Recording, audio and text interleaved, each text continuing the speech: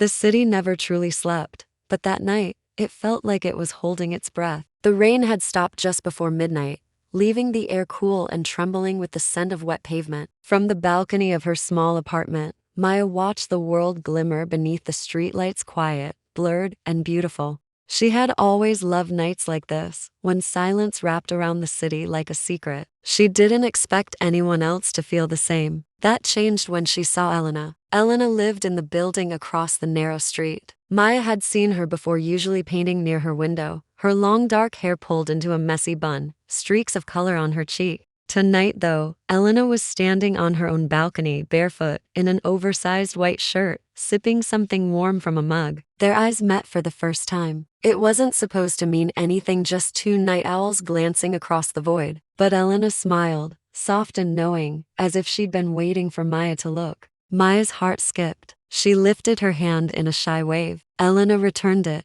grinning. The distance between them was barely 20 feet. Yet it felt like another world. Maya, bold from the quiet and the midnight air, called out, "Can't sleep either?" Elena laughed, a sound that carried through the cool night. "No, I paint better when the world is half asleep." "Do you always paint this late?" "Only when I'm thinking too much," Elena said. "You?"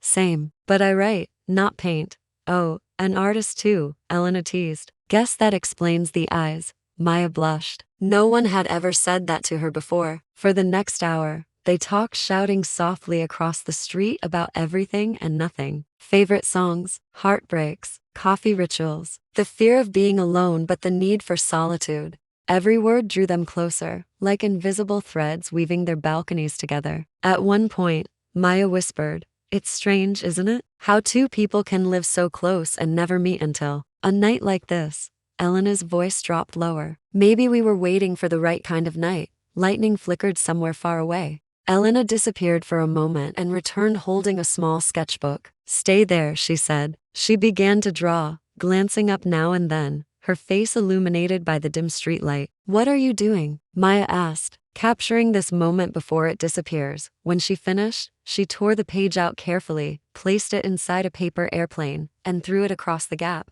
It floated, danced, and landed perfectly on Maya's balcony. Maya picked it up. It was a quick sketch, but unmistakably her, leaning against the railing, hair tangled in the night wind, eyes full of wonder. "It's beautiful," Maya said softly. "So are you," Elena replied. Time stopped. The city, the rain, the distance, none of it mattered. There was only the pulse between the hearts, learning each other's rhythm for the first time. "Can I come over?" Maya asked impulsively. Elena smiled, half in surprise, half in surrender. Doors open. Minutes later, Maya stood outside Elena's apartment, breathless. When the door opened, Elena looked even softer up close, paint on her fingers, eyes bright with warmth. Neither of them spoke. They just stood there, the quiet humming between them, the kind of silence that says everything words can't. Finally, Elena reached out and brushed a strand of hair from Maya's face. "I thought you'd never really come," she whispered. Maya's heart raced. "I almost didn't,